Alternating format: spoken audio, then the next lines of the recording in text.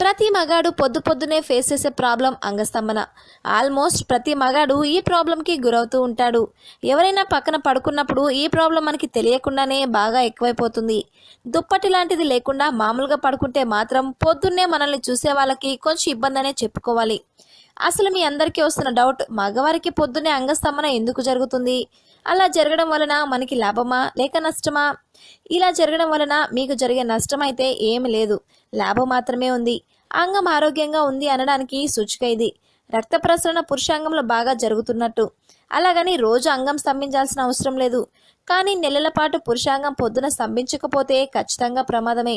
అప్పుడు పురుషాంగంతో పాటు గుండె కూడా ప్రమాదంలో ఉన్నట్టు లెక్క. పగటిపూట మగవారి మెదడు నొరడ్రలైన్ అనే హార్మోన్ని ఎక్కువగా విడుదల చేస్తుంది. ఈ హార్మోన్ అంగస్తంభనకు అడ్డుగా నిలుస్తుంది. అందుకే ప్రేరేపిస్తే కానీ, ప్రేరణ దొరికితే కానీ అంగం గట్టిపడదు. అదే హార్మోన్ రాత్రిపూట తక్కువగా విడుదలవుతుంది.